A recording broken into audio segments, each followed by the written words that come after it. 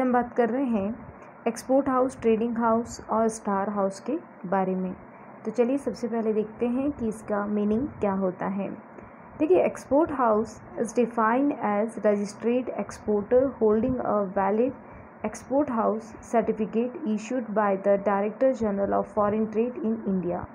यानी कि जो एक्सपोर्ट हाउस हैं वो उसे हम कह सकते हैं एक निर्यातक के रूप में, एक एक्सपोर्टर के रूप में डिफ़ाइन किया गया है, जिसके पास भारत के कह सकते हैं विदेशी व्यापार महानिर्देशालय द्वारा प्रमाण पत्र होना जरूरी है। यानी कि जिन एक्सपोर्टर के पास में विदेशी व्यापार महानिर्देशालय के द्वारा प्रमाण पत्र है वो किस कैटेगरी में आएंगे? एक्सपोर्ट हाउस में आएंगे। बात करते हैं ट्रेडिंग हाउस की। तो trading house is an exporter, importer and also a trader that purchase and sell product for other business. ध्यान रखिएगा कि ट्रेडिंग हाउस में आप कह सकते हैं एक निर्यातक, आयातक और एक व्यापारी भी है। यानी कि वो एक बिज़नेस कैटेगरी वाले भी इसमें आएंगे, जो अदर बिज़नेस हैं उनको सर्विसेज प्रोवाइड करते हैं, उनके लिए प्रोडक्ट को ख़रीदना और बेचने का काम करते हैं। यानी कि जो स्मॉल इंडस्ट्रीज़ होती हैं जो एक्सपोर्ट नहीं कर पाती हैं उनको ये सपोर्ट करते हैं, उनके लिए वो प्रोडक्ट को ख़रीदना और उनको प्रोडक्ट को सेल करना बाहर, उसमें सपोर्ट करते हैं। तो चलिए और हम देखते हैं इसका क्या मीनिंग हो सकता है। देखिए, जो एक्सपोर्ट हाउस हैं उसे हम कह सकते हैं कि कुछ मेजरमेंट बनाए गए हैं, उनके लिए कुछ आप कह सकते हैं कैटेगरी बनाई गई हैं। उन कैटेगरी में जैसे जैसे जो कैटेगरी बनती हैं उसको एक्सपोर्ट हाउस की आप कह सकते हैं एक्सपोर्ट हाउस के बाद में स्टार ट्रेडिंग हाउस की कैटेगरी दे दी जाती है। यानी कि एक्सपोर्ट हाउस के लिए कुछ ऐसे मानदंड निर्धारित किए गए हैं ताकि उनसे हमें पता चले, उनको ग्रेड दे दिया जाता है एक्सपोर्टर को। जो जितना ज़्यादा आप कह सकते हैं एक्सपोर्ट करता है, जो जितना ज़्यादा सपोर्ट करता है इकोनॉमिक डेवलपमेंट में, उसको उसी के अकॉर्डिंग ग्रेड दे दिया जाता है उसकी कैटेगरी के लिए। और ट्रेडिंग हाउस में अभी हमने बात की थी कि ट्रेडिंग हाउस जो है वो आपके निर्यातक, आयातक और एक व्यापारी भी है।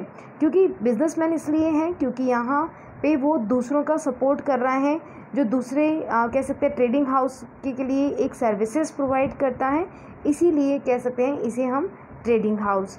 क्योंकि ट्रेडिंग हाउस का मीनिंग क्या हो गया कि वो बिजनेसमैन दूसरे बिजनेसमैन के लिए अपनी सर्विसेज प्रोवाइड कर रहा है, जबकि एक्सपोर्ट हाउस क्या कर रहा है, ज़्यादा से ज़्यादा आप कह सकते हैं माल को, गुड्स को क्या कर रहा है, एक्सपोर्ट कर रहा है, इसीलिए उसे एक्सपोर्ट हाउस कहा जाएगा।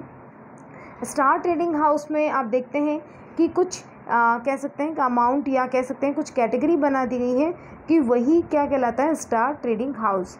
जैसे 300 करोड़ का अगर हम बात करें, 300 करोड़ ईयरली टर्नओवर वाली मैन्युफैक्चरिंग कंपनी हो, चाहे इंडस्ट्रियल हाउसेस हो, चाहे हम कह सकते हैं 1000 करोड़ स्टार ट्रेडिंग हाउस हैं, या सुपर स्टार ट्रेडिंग हाउस के रूप में इसे कह सकते हैं मान्यता दी गई है।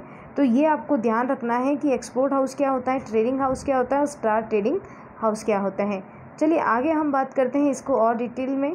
तो देखिए, यहाँ पे हमें जो एक्सपोर्ट हाउस हैं उसको 5 कैटेगरी में डिवाइड किया गया है।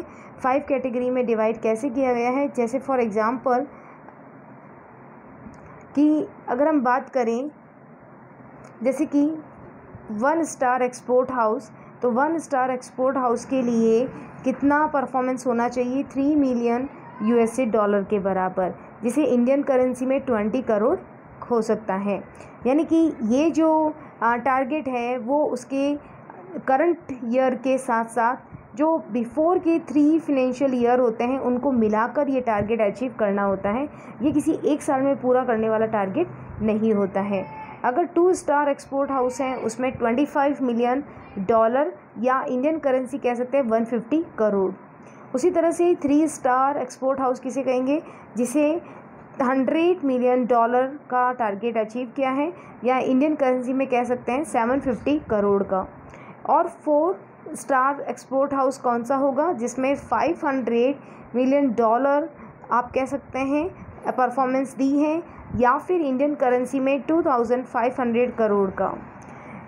5 स्टार एक्सपोर्ट हाउस कौन सा होगा, जिसने 2000 मिलियन डॉलर आप कह सकते हैं परफॉर्मेंस दी है एक्सपोर्ट में, और इंडियन करेंसी में कितना होगा, 7500 करोड़। तो ये जो कैटेगरी बनाई गई है, ये कह सकते हैं कि एक्सपोर्टर की परफॉर्मेंस के बेस पे, जितना वो एक्सपोर्ट करता है उसकी परफॉर्मेंस के बेस पे इसे ग्रेड दिया गया है, राइट। तो ये 5 कैटेगरी हैं और इसे हम कह सकते हैं कि स्टार हाउस जो होते हैं वो 1 स्टार 2 स्टार, ये अलग अलग रैंक है, एक अलग अलग ग्रेड है। जो जितना ज़्यादा एक्सपोर्ट में परफॉर्मेंस देगा उसे उसी के अकॉर्डिंग ग्रेड मिलेगा। चलिए आगे देखते हैं कि इसके मेन ऑब्जेक्टिव क्या है एक्सपोर्ट हाउस का।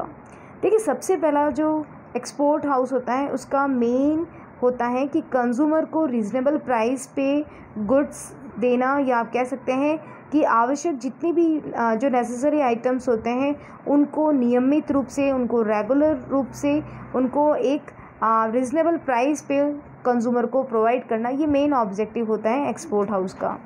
सेकंड क्या हो सकता है कि जो भी फार्मर्स हैं उनको उचित मूल्य पर, आप कह सकते हैं, उत्पादन को बहुत ज़्यादा बढ़ाने और ज़्यादा से ज़्यादा उनको प्रोत्साहन देने के लिए, उनको मोटिवेट करने के लिए ये कार्य करते हैं, ठीक है। तो ये आपको ध्यान रखना है कि ये बहुत ज़्यादा इंसेंटिव देते हैं फार्मर्स को, ताकि वो ज़्यादा से ज़्यादा प्रोडक्शन करें। साथ ही साथ कीमत में उतार चढ़ाव को कम करने के लिए, यानी कि जो फ्लक्चुएशन आता है प्राइस को, उसको मिनिमाइज़ करने में भी एक्सपोर्ट हाउस का बहुत ज़्यादा, कह सकते हैं, योगदान है और वो प्राइस को स्टेबल भी रखते हैं।